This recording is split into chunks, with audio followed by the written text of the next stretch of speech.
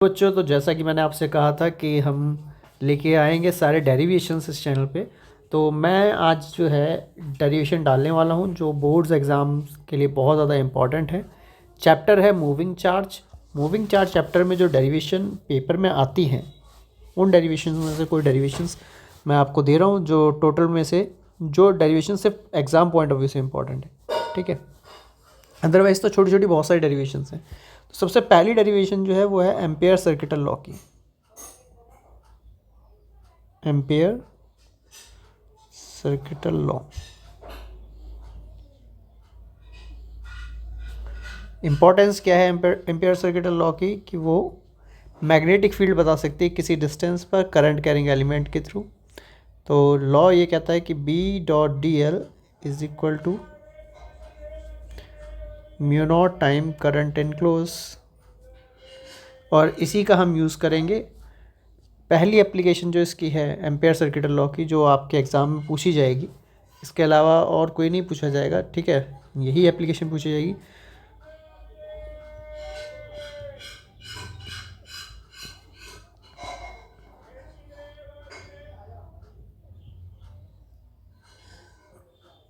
तो ये मैंने एक वायर बनाई है, ठीक है, थिक वायर, और इसके अंदर हम 3 रीज़न पे अलग अलग मैग्नेटिक फील्ड फाइंड आउट करेंगे। ठीक है, ये थिक वायर है जिसमें से आई करंट फ्लो कर रहा है। केस नंबर 1 है सॉलिड वायर जिसमें से आई करंट फ्लो कर रहा है। ओके, तो ये आई करंट इसमें फ्लो कर रहा है, थिक वायर है, और हमें जानना है कि मैग्नेटिक फील्ड क्या होगी at the distance r which lie outside, if capital R is the radius, तो केस 1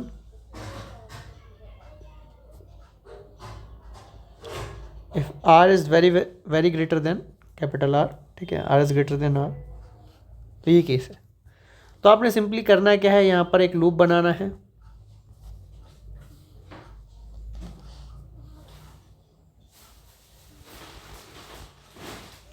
एक ऐसा लूप बनाना है, और ये जो लूप है इसके अंदर जो करंट एनक्लोज है उसके लिए एम्पेयर सर्किटल लॉ लिखना है। तो लॉ ये कहता है कि भाई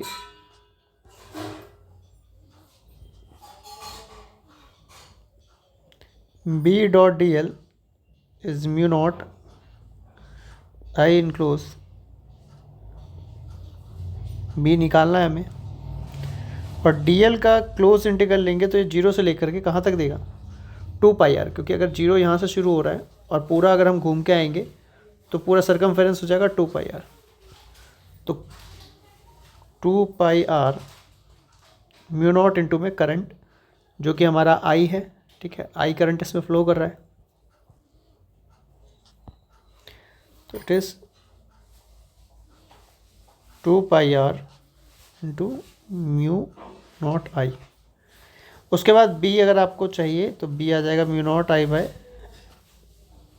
2πr। This is the value outside the surface of the wire. ठीक है, इसको आप बोल सकते हो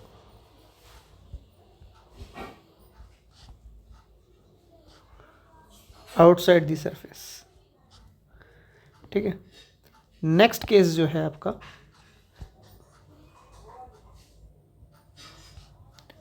वह if R equal to capital are,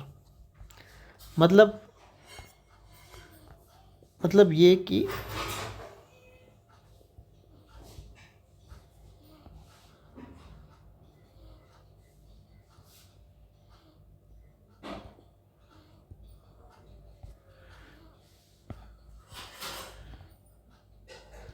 अब आपने जो लूप ड्रॉ करना है, ठीक है, वो इसी पे ड्रॉ करना है, इसी वायर के सरफेस पे, और इसमें से आई करंट फ्लो कर रहा है।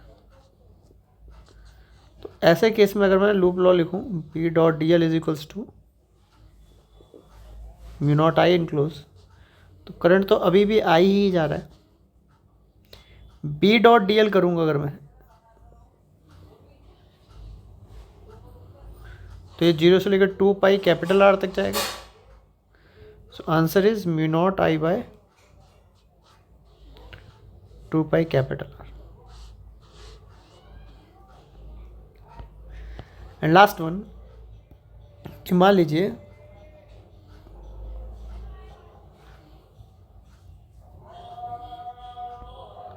ऐसा हो जाए कि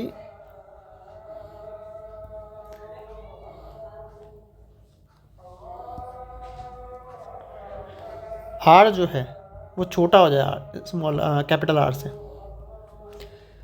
तो ये कैसे ड्रॉ करेंगे? ये ऐसे पॉसिबल जब है जब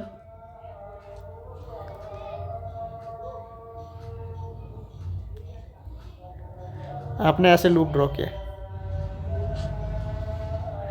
ये स्मॉल आर है, ये लूप है वायर के अंदर। तो इसके लिए आपको क्या देखना पड़ेगा कि यहाँ पर जो करंट है, अब इस सेक्शन से जो करंट निकलेगा वो कैपिटल आई के बराबर नहीं होगा। क्यों? कैपिटल आई करंट कहाँ से फ्लो करके जा रहा है? कैपिटल आई करंट फ्लो करके जा रहा है यहाँ से, है ना? तो ये कैपिटल आई से कम होगा, तो कितना कम होगा? तो अगर पाई कैपिटल आर स्क्वायर से आई करंट फ्लो कर रहा था, तो यूनिट एरिया से कितना करेगा? तो पाई आर स्क्वायर एरिया से कितना करेगा?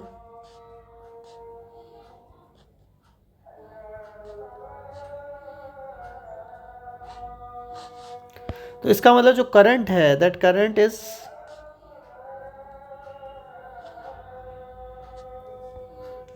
ये वैल्यू ऑफ करंट हो जाएगा। क्लियर? अब आप लूप लॉ लिख लीजिए।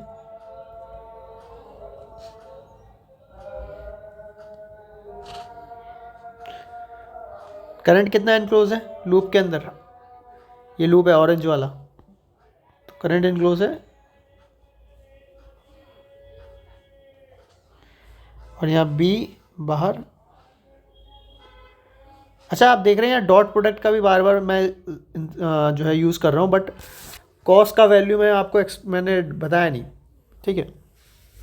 तो वो भी समझ लीजिए। देखिए, जब आप राइट हैंड थंब रूल का इस्तेमाल करेंगे तो आपको करंट मैग्नेटिक फील्ड का जो डायरेक्शन मिलेगा वो इस डायरेक्शन में मिलेगा, अगर करंट ऊपर जा रहा है, और आपका लूप का डायरेक्शन भी इसी डायरेक्शन में है, लूप भी ऐसे ही फ्लो कर रहा है। तो ऐसे केस में होगा क्या? अगर लूप भी इधर ही कर रहा है और करंट भी उधर ही कर रहा है, तो इसका मतलब है इन दोनों के बीच में कॉस जीरो बनेगा। कॉस जीरो 1 होता है, इसलिए हम उसका यूज़ नहीं कर रहे हैं यहाँ पर, ठीक है? हमने डायरेक्टली लिख दिया कि भाई कॉस जीरो 1 होता है, तो हमें पता है। तो अगर आप नहीं भी लिखेंगे कोई दिक्कत नहीं है, कि 0 से लेके 2 पाई आर तक हमें करना है। लूप हमारा 2 पाई आर सरकमफेरेंस का है। क्लियर हो गया? अब मैग्नेटिक फील्ड कितनी होगी?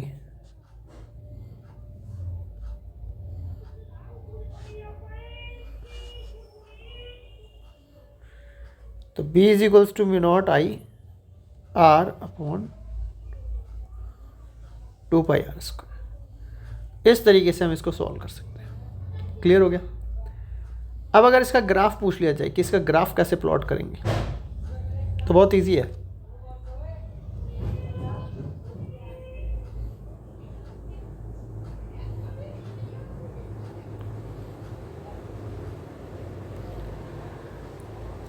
यहाँ लिख दीजिए आप मैग्नेटिक फील्ड को, यहाँ लिख दीजिए स्मॉल आर, यहाँ कहीं मार्क कर दीजिए कैपिटल आर। ये रीजन हो गया इधर से 0 से लेके capital R inside, capital R हो गया सरफेस, और ये हो गया बाहर।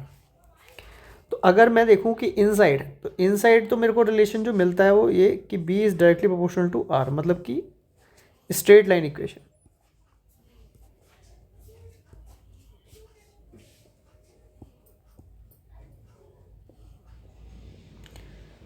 स्ट्रेट लाइन जाएगी। एंड कैपिटल आर पे क्या है? तो कैपिटल आर पे it is independent of small R, पूरी एक कांस्टेंट वैल्यू है, ठीक है? और फिर इस केस में कितना है?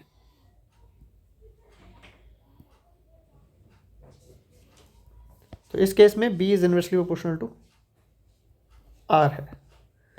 इसका मतलब ये ग्राफ कुछ इस तरीके से बैंड करेगा,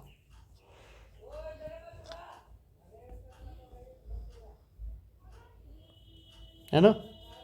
थोड़ा सा और इस तरीके से। बात समझ में आई? B is inversely proportional to R, B is directly proportional to R, and this is maximum value at R। तो ये ग्राफ बनेगा।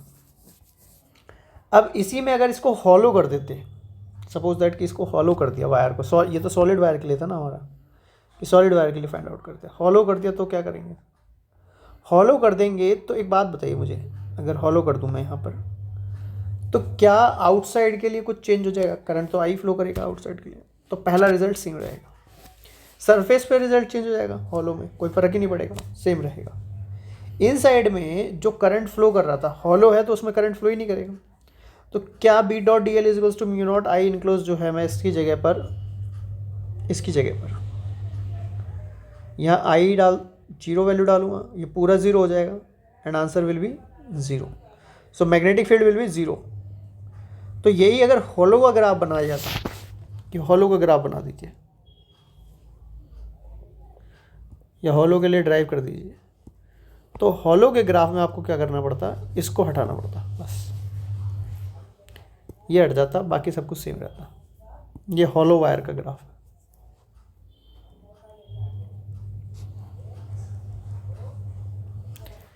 ये सॉलिड वायर का ग्राफ है।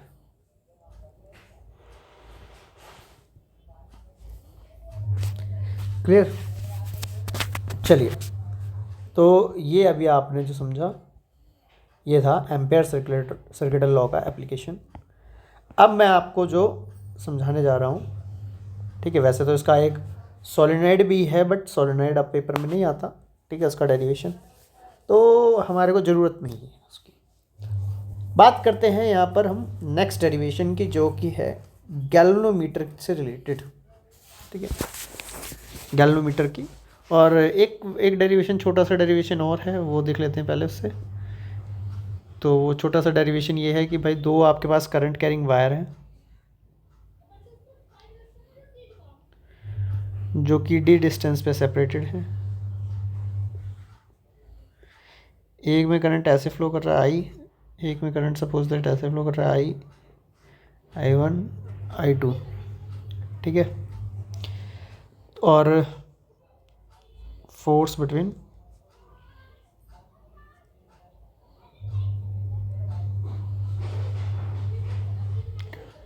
टू करंट कैरिंग वायर,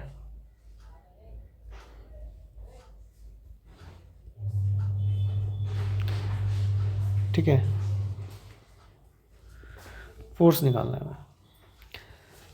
तो अगर ये करंट कैरिंग वायर है तो इसके सराउंडिंग में ये वाला, सपोज दैट कि मैं इस पर फोर्स निकालना चाहता हूँ, इस वाली वायर पे फोर्स निकालना चाहता हूँ, तो ये वाला इधर मैग्नेटिक फील्ड बनाएगा, एक्सटर्नल मैग्नेटिक फील्ड। कोई भी वायर डी डिस्टेंस की दूरी पर जो मैग्नेटिक फील्ड बनाता है उसका मैग्नीट्यूड होता है B is equals to mu naught 2π/d। और ये जो मैग्नेटिक फील्ड का डायरेक्शन होगा ये ऐसा अंदर की तरफ होगा। मतलब अगर मैं देखूं टॉप व्यू से या साइड व्यू से देखें तो कुछ इस तरीके का दिखेगा कि भाई मैग्नेटिक फील्ड इधर है और करंट ऐसे नीचे जा रहा है। और अगर मैं फोर्स का डायरेक्शन निकालना चाहूँ IDL क्रॉस B से, तो वो अब निकल सकता है। आई पे हाथ रख के B की तरफ घुमा दीजिए, राइट हैंड को, आई पे राइट हैंड को रखिए और B की तरफ घुमाइए, बाहर की तरफ आ जाएगा, है ना। तो इसका मतलब ये बाहर की तरफ एक फोर्स एक्सपीरियंस करेगा ये वायर। कितने वैल्यू का? तो करंट इसमें कितना फ्लो कर रहा है I2, DL तो इसकी लेंथ हो गई सेगमेंट की, इनटू मैग्नेटिक फील्ड, और दोनों के बीच में 90 डिग्री का एंगल है, साइन 90। B का वैल्यू कितना है? Mu naught I1 2πd sine 90। So answer is mu naught I1 I2 DL divided by 2πd। Sometimes हम इसको फोर्स पर यूनिट लेंथ के नाम से भी जानते हैं कि भाई फोर्स पर यूनिट लेंथ कितना लग रहा है। तो mu naught I1 I2 on 2πd। अगर आप इसे 4πd के टर्म में लिखना चाहते हैं तो 2 से ऊपर मल्टीप्लाई और 2 से डिवाइड कर दीजिए। तो mu naught I1 I2 into 2 divided by 4πd हो जाएगा। This is force per unit length, ऐसा यूनिट न्यूटन पर मीटर। ठीक है, बहुत सारे बच्चों को न्यूमेरिकल करते वक्त यहाँ पर प्रॉब्लम ज़रूर आती है, कई बार वो फोर्स पर यूनिट लेंथ को फोर्स ही समझ लेते हैं और आंसर गलत कर देते हैं। तो इस चीज़ का ध्यान रखेंगे, गलत नहीं करेंगे कुछ भी। क्लियर? चलिए, तो एक ये चीज़ हुई हमारी। चलिए, तो अब हम करते हैं गैल्वेनोमीटर। और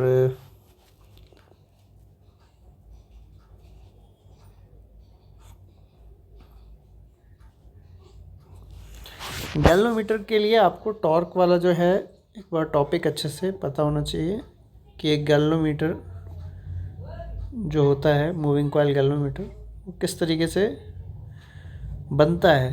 ठीक है, तो मैं कंस्ट्रक्शन करके आपको दिखा रहा हूँ यहाँ पर।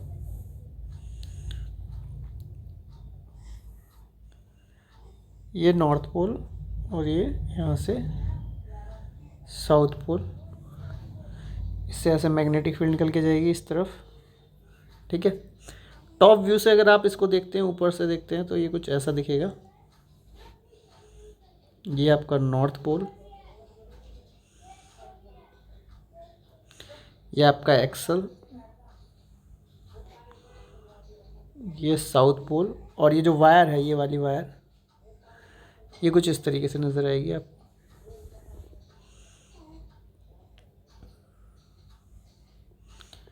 ठीक है, तो इस तरीके से कुछ अरेंजमेंट रहता है। और ये जो शेप है मैग्नेट का, जो सर्कुलर शेप है, ये इसलिए ऐसा रखा जाता है ताकि मैग्नेटिक फील्ड और मैग्नेटिक मोमेंट के बीच में जो एंगल रहे वो हमेशा 90 डिग्री मेंटेन रहे। ठीक है, सो दैट कि जो टॉर्क है वो मैक्सिमम ऑब्टेन हो, क्योंकि टॉर्क का फॉर्मूला होता है NIAB sin थीटा। तो मैक्सिमम टॉर्क होगा तो 90 डिग्री पे ही होगा, तो टॉर्क का वैल्यू हो जाएगा NIA, इसलिए इसका शेप ऐसा रखा जाता है।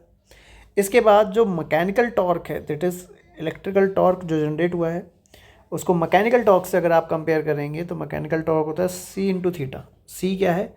इस एक्सल का टॉर्शनल कांस्टेंट।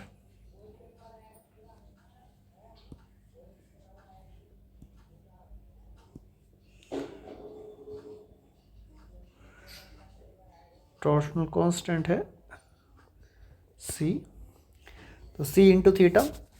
अब हम इन्हें कंपेयर करेंगे दोनों टॉर्क्स को।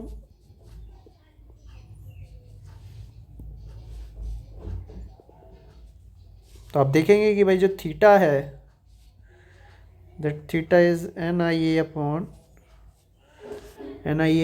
Upon C। ठीक है, गैल्वेनोमीटर का जो है यूज़ जो किया जाता है वो इस बात के लिए इम्पोर्टेंस रखता है कि उसकी सेंसिटिविटी कितनी है, इस बात पे नहीं कि डिफ्लेक्शन कितना शो कर सकता है, मतलब कितना बैंड हो सकता है, कितना एंगल फॉर्म कर सकता है, ये इंपॉर्टेंट नहीं है। इम्पॉर्टेंट है यहाँ पर ये कि इसकी सेंसिटिविटी कितनी है, मतलब पर यूनिट करंट ट्रांसफ़र करने पे या पर यूनिट वोल्टेज ट्रांसफ़र करने पे कितना आउटपुट मिलता है। तो यहाँ हम समझेंगे एक टॉपिक, करंट सेंसिटिविटी।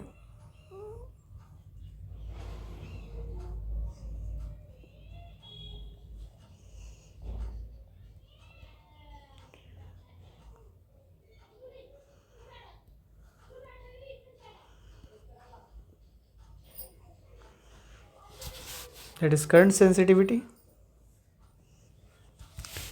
तो current sensitivity IS is nothing but the current transfer per unit deflection, sorry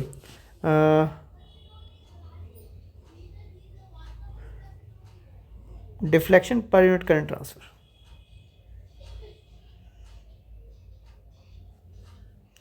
clear?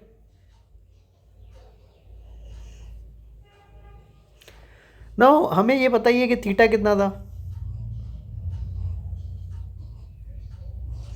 अब अगर मैं इसको I से डिवाइड कर दूं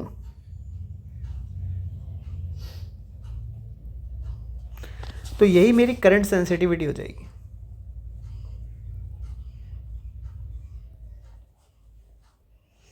और करंट सेंसिटिविटी इस बात पे डिपेंड नहीं करती कि आपके सर्किट में कितना करंट है। आप देख रहे फॉर्मूले में, it is independent of current.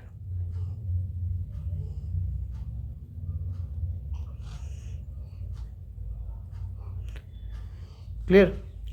तो करंट सेंसिटिविटी इंडिपेंडेंट होती है करंट से,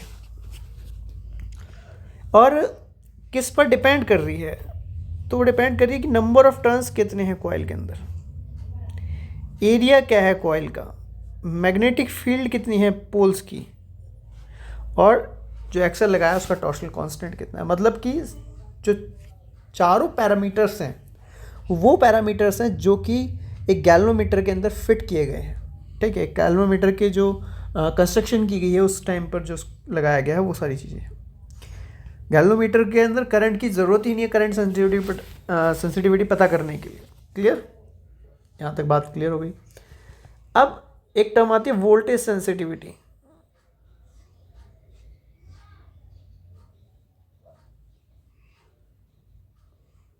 तो वोल्टेज सेंसिटिविटी कितनी है, Vs। तो वोल्टेज अप्लाई करने पे कितना डिफ्लेक्शन हुआ, ठीक है, तो थीटा पर यूनिट वोल्टेज कितना ऑब्टेन हो रहा है, तो मैं इसको ऐसे लिख सकता हूँ,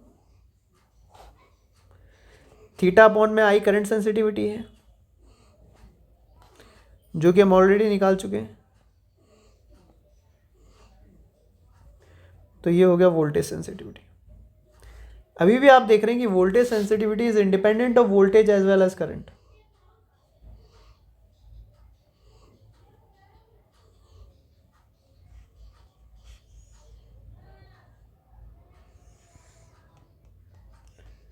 it is only depend on the कि नंबर ऑफ टर्न्स कितने हैं, एरिया कितना है, मैग्नेटिक फील्ड कितनी है, टॉर्शनल कांस्टेंट कितना है, और गैल्वेनोमीटर का अपना खुद का रेजिस्टेंस कितना है। क्लियर। अब गैल्वेनोमीटर से एमीटर कन्वर्जन समझते हैं।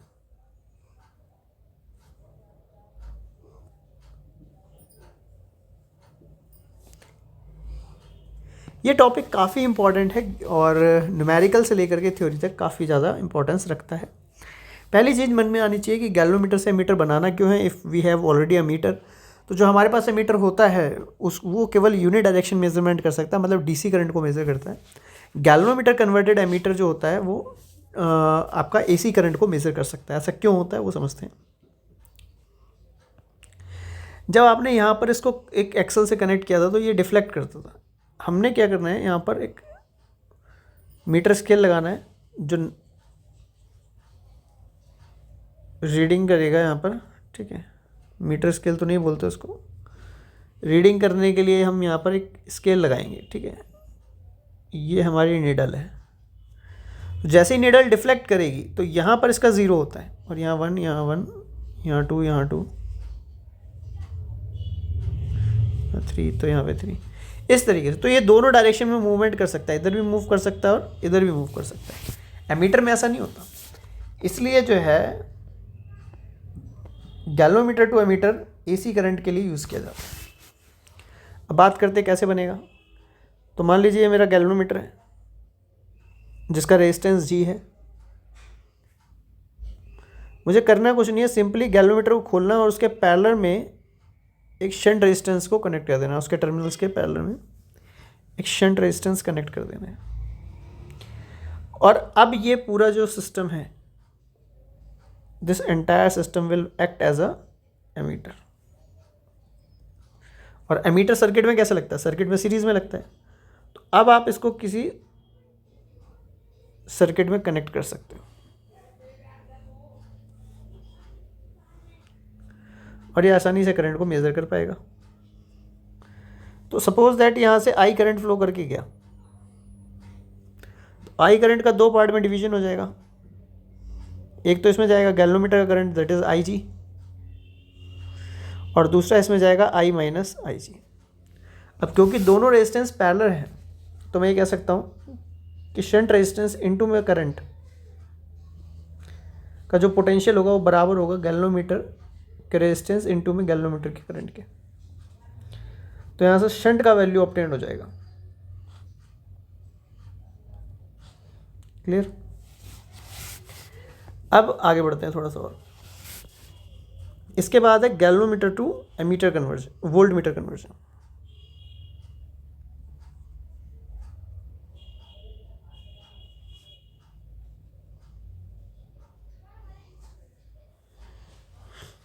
गैल्वेनो टू वोल्ट कैसे करेंगे? सपोज दैट ये गैल्वेनोमीटर है मेरा, ठीक है,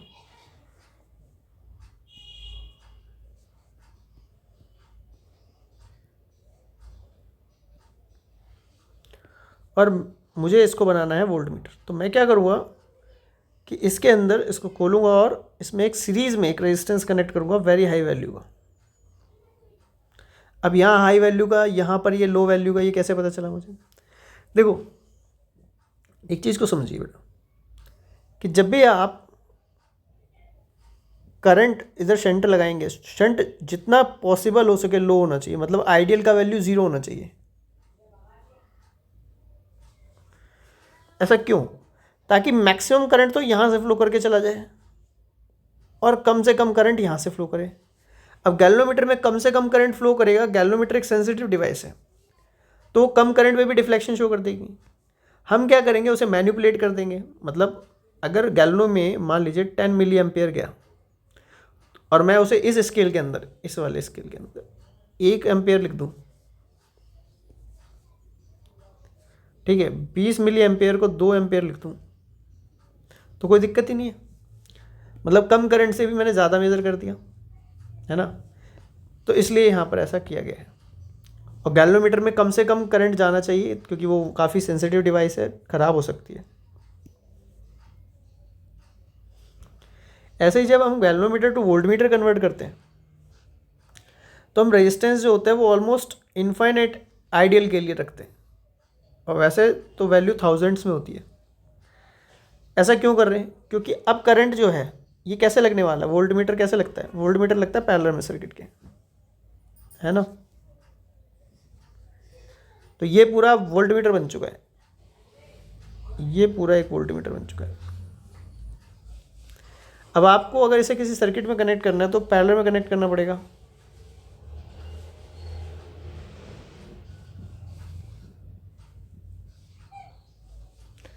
अब होगा क्या, जब इसमें करंट फ्लो करके जाएगा तो हम तो चाहते हैं हमेशा कि करंट सारा इसमें से फ्लो करके जाए, तभी तो पोटेंशियल ड्रॉप पूरा आ पाएगा I इंटू में R करके, और कम से कम करंट इसमें जाए। तो वो पर्पस हमारा फुलफिल हो रहा है। इसमें IG करंट जाएगा और यही करंट इसमें भी फ्लो करेगा। और ऐसा क्यों क्यों होगा? क्योंकि यहाँ पर बहुत हाई रेजिस्टेंस है। इस जगह हाई रेजिस्टेंस होने की वजह से करंट सारा इधर से फ्लो करके चला जाएगा। बात समझ में आई? अब निकालेंगे कैसे वैल्यू R का, कि ये जो R लगाया है हमने ये कितनी वैल्यू का लगा है?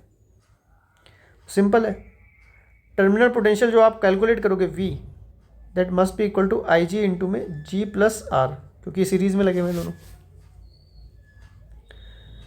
तो G plus R is V by IG, so R is equals to V by IG minus G। इस तरीके से आप कैलकुलेट कर सकते हो। क्लियर? चलिए, तो ये हमारा जो है मूविंग चार्ज से रिलेटेड डेरिवेशंस कंप्लीट हो गए। नेक्स्ट जो हम चैप्टर लेंगे वो होगा EMI, इलेक्ट्रोमैग्नेटिक इंडक्शन।